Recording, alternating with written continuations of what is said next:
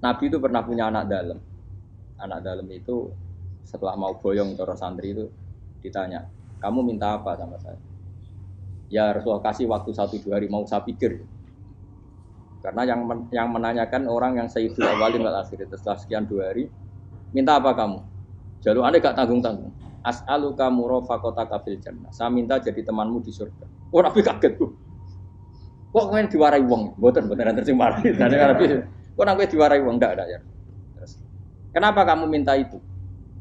Kata tadi, kalau saya minta dunia itu nanti zailah. Dunia itu pasti hilang, faniyah pasti hilang. Maka yang abadi adalah saya jadi temanmu di surga. Tapi apa kata Rasulullah Jabe? Fa'inni ala nafsika bikasrotis. Ya sudah, kamu bantu saya, kamu memperbanyak.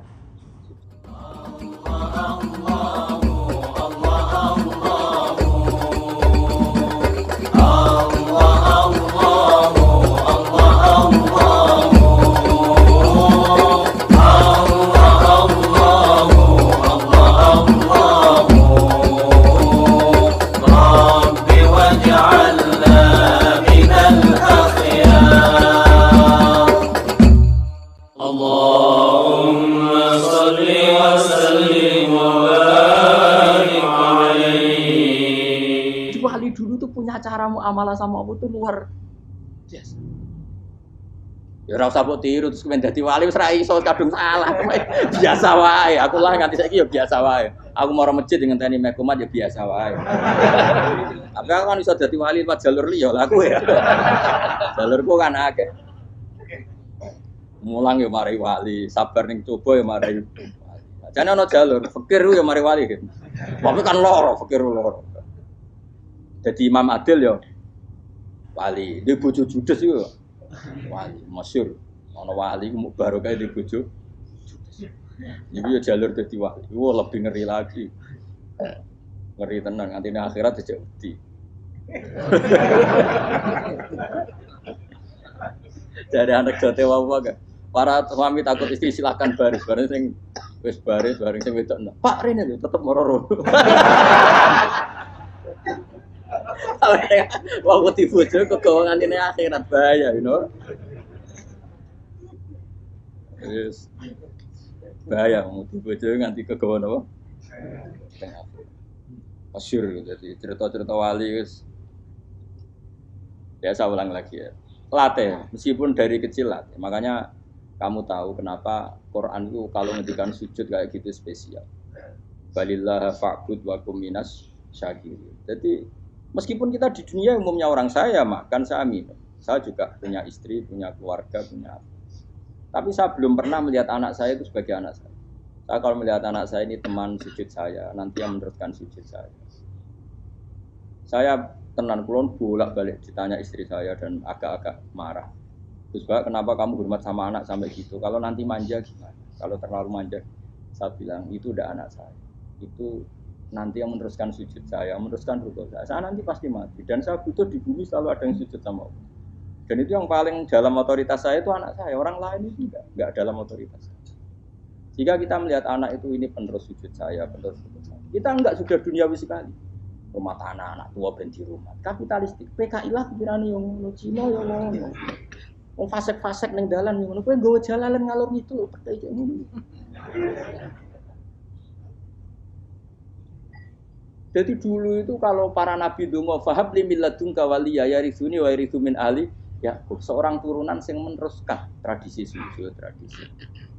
Sehingga ulama-ulama dulu kalau dongakno anake ya min ahli sujud wa min ahli Quran wa min ahli sunnah napa.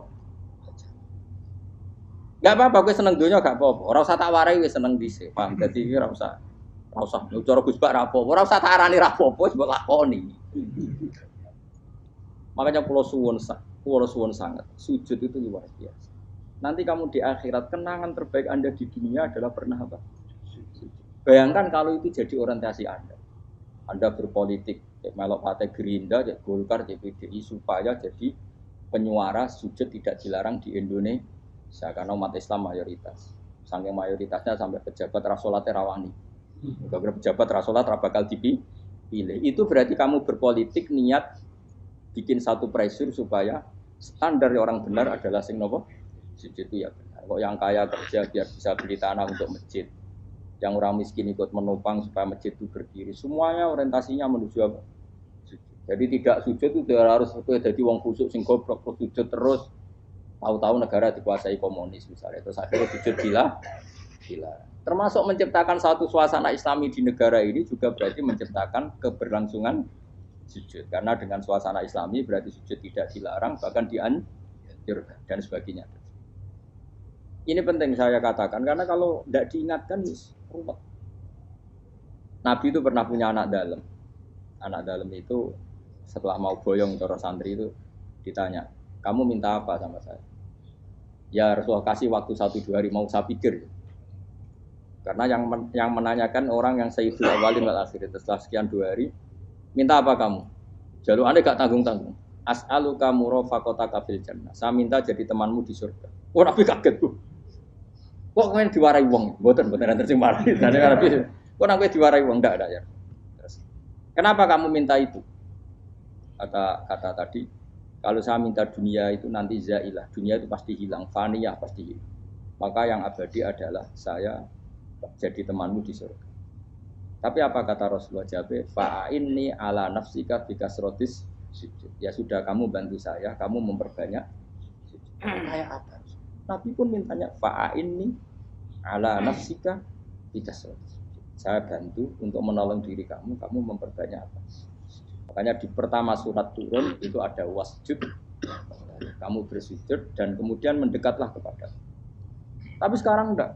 Karena kita kena hijab duniawi, mitra penting, semuanya penting. Dan semuanya penting itu makna di hati kamu adalah hadun. Bahkan ngidolakno kiai perkara hadun nafsu, enak dadi kiai gede. Wah, teko ditolak Al-Badru. Wale napu pidato MC ne muni Saiful Fadilah wal Karomah, bos sauni-unine MC. Baru disangoni dihormat. Tekan muji ulama wae dari segi dun. Ya, baru iso wayo akeh macam-macam. Utek nek selek, tekan muji ulama wis dari segi. Makanya saya ini termasuk ulama. Kalau nganti saya ngebes biasa. Kalau jarang kerso di panggungnya seneng dulu. Supaya semua ulama udah dipandang secara apa? Dunia. Saya sampai sekarang ngedus anak kula biasa. Teng pasar gitu biasa. Kula marung teng pasar mangan gitu biasa. Nah seneng kula ben atas nama wong alim karena apa? Kalau kita terlalu menikmati dunia, lama-lama orang seneng ulama juga dari sisi dunia. Keren dadi kiai teko disualami dicucupi munggah.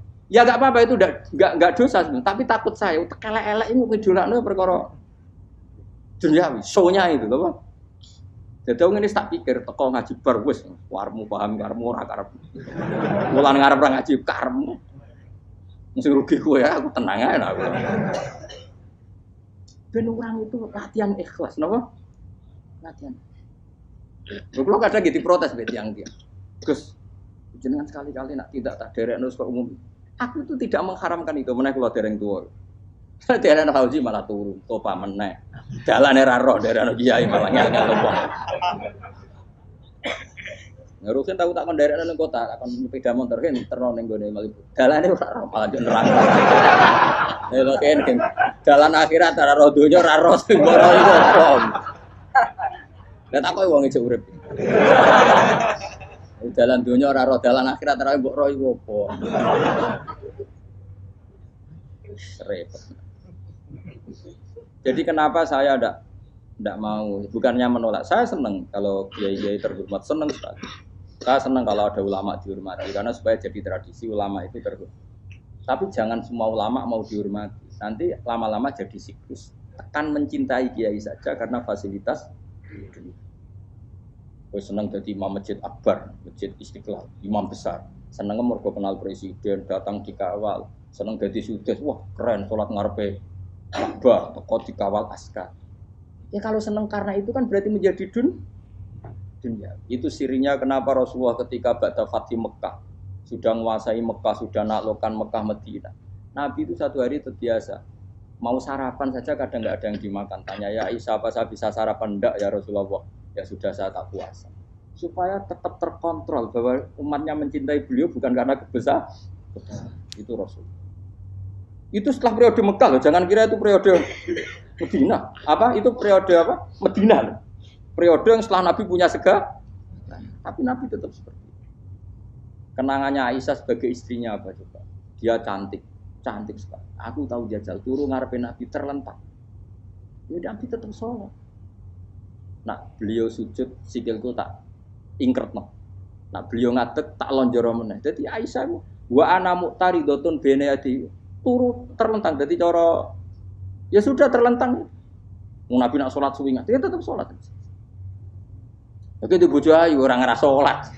Bojo elek ora sholat ngono. Bojo elek amen junub meneh wae. Kowe ora kena go contoh kasus wis wong kasus.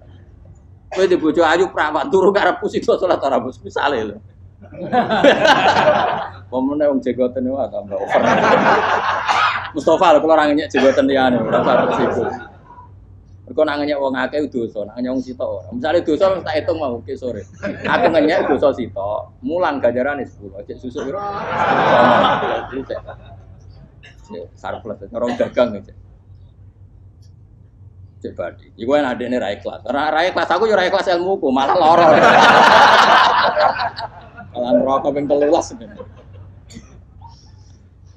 Makanya ini dipikir ya, saya ulang lagi harus dipikir secara matang-matang bahwa kita tidak boleh terlena oleh kehidupan menjadi bodoh kan Anda minum teh kemudian anak Anda jatuh di pinggir Anda.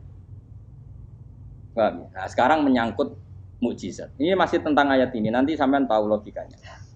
Tak bedain, enggak jawab satu-satu aja. Karena iman syaratnya harus tahu. Fa'lam itu tak tahu. Fa'lam annahu la ilaha.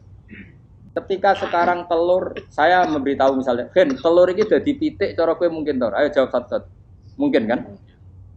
Tapi pertanyaannya, saat telur menjadi pitik kemudian mungkin, dan ayam ini bisa terbang, bisa selingkuh, bisa punya anak turun, itu menjadi mungkin itu kan kamu pun tidak ikut menciptakan.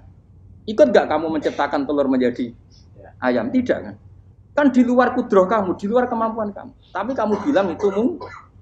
Ada onta yang buting, yang sudah hamil sudah. Kamu bilang, nanti onta ini mau punya anak. Dan anaknya nanti bisa jalan seperti induknya. Kamu katakan apa? Mungkin. Tapi saat Anda katakan mungkin, Anda ikut menciptakan enggak? Enggak kan? Tetap itu kudrohnya Allah. Tetap itu.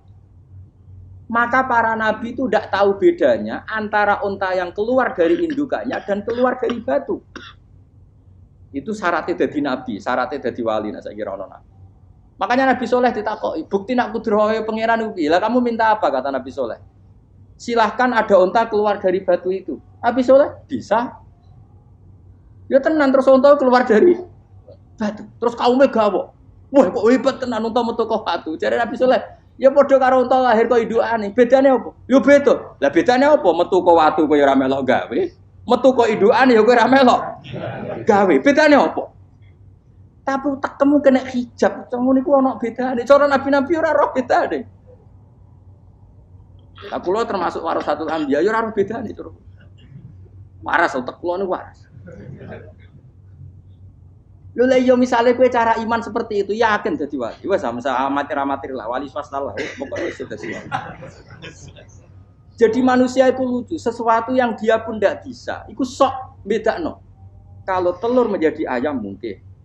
Sapi keluar dari indukan mungkin. Biji padi menjadi padi besar mungkin. Tapi nak watu kok jadi biji padi mukhal. Lo saat yang dikatakan mungkin-mungkin itu apakah manusia ikut memberi? Tidak kan? Ikut menciptakan? Harusnya kan tetap bilang, yo aku menyaksikan itu karena ada kekuatan X yang menciptakan itu. Harusnya dia kalau mau konsisten kan, saya tidak bisa menciptakan telur jadi ayam, tapi ada kekuatan lain yang menciptakan. Dan saya tidak bisa. Jadi telur keluar dari ayam ya kita tidak bisa menciptakan. Sapi keluar dari indukan ya kita tidak bisa menciptakan. Termasuk untanya Nabi Soleh yang keluar dari batu besar kita. Makanya semua Nabi itu tidak tahu bedanya. Itu bedanya Nabi dengan enggak Nabi. Makanya Nabi itu tenang ya, masyhur. Ketika perang Khandaq, Nabi itu kelaparan. Kemudian Jabir datang, ya Rasulullah, istri saya menyiapkan makanan untuk orang 6. Karena kambingnya hanya kecil. Maka hanya orang 6 saja yang kau boleh datang ke situ. Tapi Rasulullah dengan santainya, ya ahlal Khandaq. Padahal yang ngeduk Khandaq itu sekitar 3.000, ya ahlal Khandaq. Halumu ilayya yuk ke Jabir, karena Jabir sona atau amat, bikin makanan untuk kalian. Itu 3.000 orang. Wah Jabir dimaki-maki sama, sudah bilang untuk orang 6 Nabi, ya apa-apaan orang banyak. Itu mesti tidak cukup, kita mana. Nabi santai. bilang ke istri kamu Jabir jangan buka makanan itu kecuali saya. Ya, pakai Nabi matur teng pengiran. Gusti ini cukupkan untuk orang banyak. Sama Allah di ACC ya terus cukup. Karena bagi Nabi, Nabi tahu betul. Sekarang ketika beras menjadi beras, apa dalam kudroh kamu, dalam kemampuan kamu? Enggak kan? Ketika sistem tubuh kita makan kemudian jadi kenyang, apa dalam kemampuan kamu? Kue muni mangan maknane sego bolebokno mulut, terus kue darani punya kemampuan makan. Apa setelah itu kamu mengendalikan sistem saraf kita, sistem urat kita? Enggak kan? Jadi Nabi ora roh bedane, justru itu jadi Nabi. Karena dia enggak pernah terjebak, Nabi enggak pernah terjebak oleh yang dili. Makanya cara pangeran wa ma min dabatin fil ardi wala ta'iri yatiru bi janahihi illa umamun amsalukum. Ketika orang kafir minta bukti kudrohe Allah iku apa? Kayak kanjeng Nabi didono manuk. Lah manuk terbang bukti kudrohe Allah. Ya biasa mat manuk terbang, wis suwe nak manuk terbang. Bukti kudrohe ning ndi? Iku teke wis semper. Lha bukti kudrohe ya kowe ra iso gawe kan? Tapi maksudnya wong kafir bukti kudrohe pangeran gawe unta kok watu. Lah bedane apa mau hale unta kok watu ambek kok indukane? Bedane apa jajan? Wong ibuke unta ya ngrasa gawe. Apa ibuke unta bisa menciptakan anak-anak unta? Kan enggak bisa juga. Manusia juga ada. Jadi itu wis cukup dadi kudrohe. Tapi manusia angger barang sering terjadi darani mungkin. Maknane mungkin dekne sing nentukan mungkin atau tidak. Padahal zaman mungkin pun dia ada ikut menciptakan. Ini lengil. Makanya itu kenapa Allah akhirnya bikin mukjizat supaya orang itu ingat kedahsyatan kudrohe Allah. Sebetulnya mukjizat itu tidak penting. Maksudnya tidak penting tadi untuk iman sebetulnya tidak perlu mukjizat.